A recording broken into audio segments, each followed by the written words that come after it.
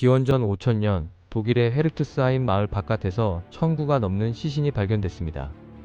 두개골은 반으로 쪼개져 있었고 뼈에는 이빨 자국이 남아 있었죠. 살을 발라낸 흔적, 불에 구운 흔적까지 선명했습니다. 그런데 이상한 점이 있었어요.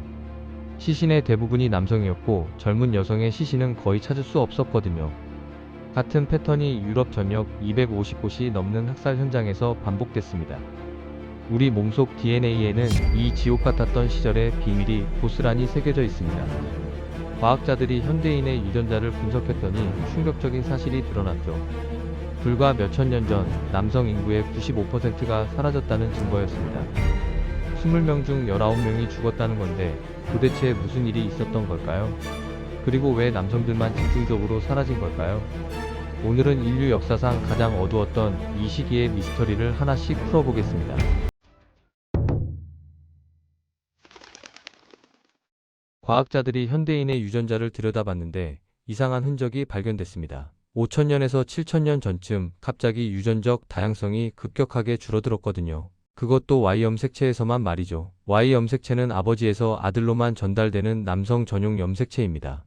그런데 어머니 쪽에서 물려받는 미토콘드리아 DNA는 아무 문제가 없었어요. 이게 뭘 의미하냐면 여성들은 멀쩡한데 남성들에게만 뭔가 끔찍한 일이 벌어졌다는 얘기죠. 연구팀이 이 데이터를 계산해봤더니 충격적인 결과가 나왔습니다. 당시 아프리카, 유럽, 아시아, 중동 전역에서 남성 인구가 무려 95%나 감소했을 거라는 추정이었어요. 여성 17명당 남성이 고작 1명꼴이었다는 겁니다. 현대로 따지면 어떨까요? 전 세계 남성 39억 명 중에서 2억 명만 살아남고 나머지는 다 사라지는 규모예요. 제1차 세계대전도 제2차 세계대전도 이 정도로 끔찍하진 않았습니다. 만약 화산 폭발이나 자연재해였다면 남녀 가릴 것 없이 똑같이 죽었겠죠. 그런데 왜 남성들만 집중적으로 당한 걸까요? 답은 명확했습니다. 조직적인 폭력이었던 겁니다. DNA 분석만으로는 와닿지 않을 수 있는데 실제 증거는 차고 넘쳤습니다. 유럽에서만 250곳이 넘는 신석기 학살 현장이 발견됐거든요. 상태도 정말 끔찍했습니다. 연구팀이 초기 농경인 2300명의 뼈를 조사했더니 10% 이상이 무기로 인한 상처를 갖고 있었어요. 스페인에서 나온 138구 중에서는 23%가 폭력의 흔적이 남아 있었고 그중 97%가 성인 남성이었습니다. 심지어 한 번이 아니라 평생 동안 여러 차례 공격당한 사람들도 많았죠. 문제는 이게 빙산의 일각이라는 겁니다. 뼈에 흔적이 남는 공격은 고작 15% 정도밖에 안 되거든요. 날카로운 칼에 찔려 죽어도 뼈를 비껴가면 아무 증거도 남지 않는 거죠. 여기에 감염이나 질병처럼 간접적으로 죽은 사람까지 합치면 실제 폭력 피해자는 이보다 훨씬 많았을 겁니다. 특히 끔찍했던 현장들이 있습니다. 독일의 타라임 죽음의 구덩이에서는 34명이 뒤에서 맞아 죽은 채 발견됐어요. 방어 흔적은 전혀 없었고 34구 중 39구가 두개골에 치명상을 입었습니다. 피해자는 어린이 16명, 성인 남성 9명, 나이든 여성 7명이었는데 젊은 여성은 단 한 명도 없었어요. 계획적으로 끌고 간 겁니다. 오스트리아의 슐레츠에서는 200명이 학살당했는데 여기도 젊은 여성과 10대 초중반 아이들이 쏙 빠져 있었습니다. 더 끔찍한 건 많은 시신이 팔다리가 잘린 채 발견됐고 머리뼈만 따로 모아둔 곳도 있었다는 거죠. 단순한 살인이 아니라 체계적인 의식이었던 겁니다. 하지만 이 모든 걸 압도하는 현장이 따로 있습니다. 독일의 헤르크스하임이에요. 여기는 학살당한 마을이 아니라 학살을 저지른 마을이었죠.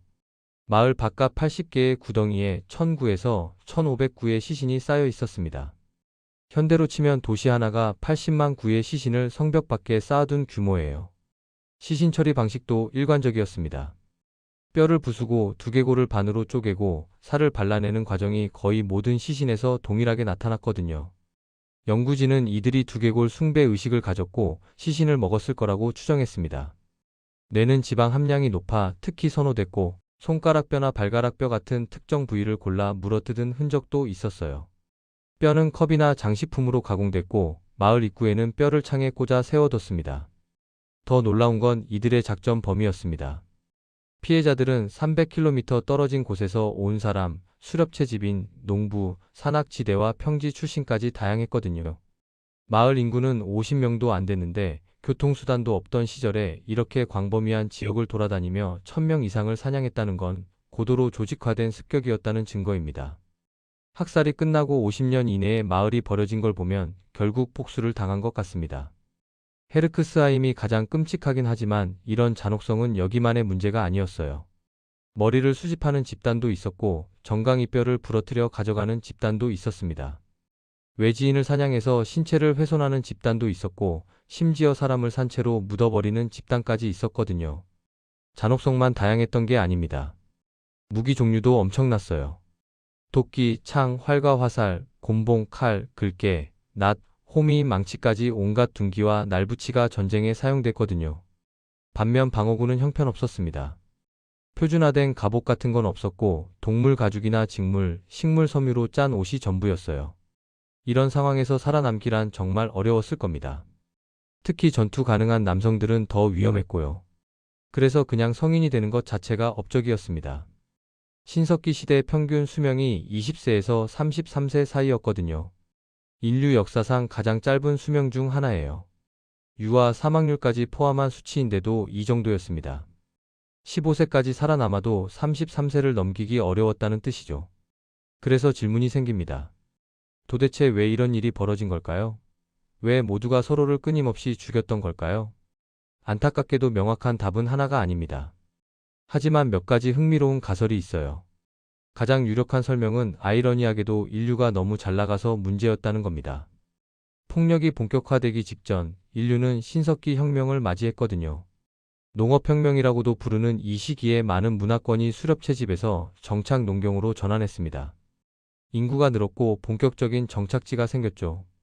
다른 분야에서도 발전이 이어졌고요. 겉보기엔 좋아 보이지만 문제가 있었습니다. 정착지가 생기면서 대규모 전투 집단을 조직할 수 있게 됐거든요. 무기 종류도 훨씬 다양해졌어요. 무엇보다 중요한 건 새로운 살인 동기가 생겼다는 겁니다. 예전에는 없던 동기였죠. 정착지와 농장은 곧 확실한 전리품을 의미했어요. 식량, 여성, 재산이 한 곳에 모여 있었거든요. 심지어 가까이 있다는 것만으로도 위협으로 간주됐을 겁니다. 이웃은 곧 적이고 제거해야 할 존재라는 사고방식이 퍼졌던 거죠. 그런데 왜 남성의 Y염색체만 유독 심하게 타격받았을까요? 이것도 설명하는 가설이 있습니다. 혁명이 진행되면서 사회 구조가 재편됐는데 점점 더 많은 사람들이 아버지 혈통을 중심으로 한북의 혈족 집단을 형성했다는 거예요. 신뢰가 귀했던 시대에 혈연이 가장 확실한 유대였으니까요. 그 결과 여성은 집단 간 이동이 비교적 자유로웠지만 남성은 철저히 제한됐습니다. 외부에서 온 남성은 절대 받아들이지 않았던 거죠. 이런 구조에서 Y염색체는 매우 취약했습니다. 시족 간 전쟁이 벌어지면 한쪽 시족의 Y염색체 계통이 통째로 사라져버렸거든요. 승자 집단의 Y염색체만 남고 패자 집단의 Y염색체는 완전히 사라지는 시기였죠. 그래서 유전적 병목 현상이 남성에게만 집중됐다는 설명입니다. 하지만 반대 의견도 있습니다. 일부 과학자들은 평화로운 과정으로도 설명이 가능하다고 주장해요. 유골이 증명하듯 폭력은 분명 만연했지만 유전적 병목 현상만큼은 다른 원인일 수 있다는 거죠. 북의 시족이 자주 분열하는 평화로운 과정을 통해서 말입니다. 어떻게 그럴 수 있을까요? 새로 나뉜 시족들은 유전적으로 가까운 남성들로 구성됐어요. 그래서 Y염색체 계통이 환경적 어려움에 취약했던 겁니다. 시간이 지나면서 일부 남성 계통은 매우 성공적으로 살아남았고 다른 계통은 서서히 사라졌죠. 생식 적합도 차이도 한몫했습니다. 어떤 집단은 번성하면서 계속 분열하고 지배력을 키웠지만 다른 집단은 따라가지 못하고 결국 소멸했다는 분석이에요. 사실 두 가설 모두 맞을 수도 있습니다. 평화로운 요인과 폭력적인 요인이 함께 작용해서 남성 인구를 급감시켰을 가능성 말이죠. 어쨌든 뭔가 일어났다는 건 분명합니다. 오늘날까지 그 흔적이 남아있거든요. 일부 인구 집단은 아직도 병목 현상 이전 수준의 다양성을 회복하지 못했어요. 만약 이 사건이 없었다면 지금 세상은 꽤 달랐을 겁니다. 다행히 전반적으로 유전적 다양성은 대부분 회복됐고 우리는 더 이상 눈에 보이는 사람을 다 죽이지도 않습니다. 그나마 발전한 셈이죠. 그렇다면 이 끔찍한 대학살은 어떻게 끝났을까요? 사실 완전히 끝나진 않았습니다. 시간이 흐르면서 전쟁으로 죽는 사람의 절대 숫자는 오히려 늘었거든요. 기술이 발전했으니까요. 다만 인구 증가 속도가 사망 속도보다 빨라서 상대적으로는 나아졌던 겁니다. 이후 복잡한 사회가 만들어지고 무역과 외교가 생기면서 상황이 조금씩 진정됐죠. 흥미로운 건 최근 600년의 기록입니다. 진정 국면이라고 해도 아주 최근의 일이거든요. 진짜 전환점은 지난 100년 정도밖에 안 됐어요. 제1차 세계대전 이후로 매년 발생하는 분쟁 수가 대체로 감소 추세를 보이고 있습니다. 믿기 어려울 수도 있지만 우리는 역사상 가장 평화로운 시대를 살고 있어요. 평균 수명을 보면 더 확실합니다. 현대인의 수명은 신석기 시대의 3배가 넘거든요. 물론 지금도 문제는 많습니다. 하지만 적어도 두개골 숭배 집단이나 정강이뼈 수집가를 걱정할 필요는 없죠. 우리 몸속 DNA에 새겨진 5천년 전의 비밀, 남성 인구 95%가 사라진 끔찍한 시대. 신석기 혁명이 가져온 발전과 함께 찾아온 폭력의 시대였지만 인류는 결국 그 어둠을 지나 지금의 평화를 만들어냈습니다. 완벽하진 않아도 분명 나아지고 있습니다. 다음 영상에서도 재밌고 흥미로운 이야기로 찾아뵙겠습니다. 구독과 좋아요 부탁드려요.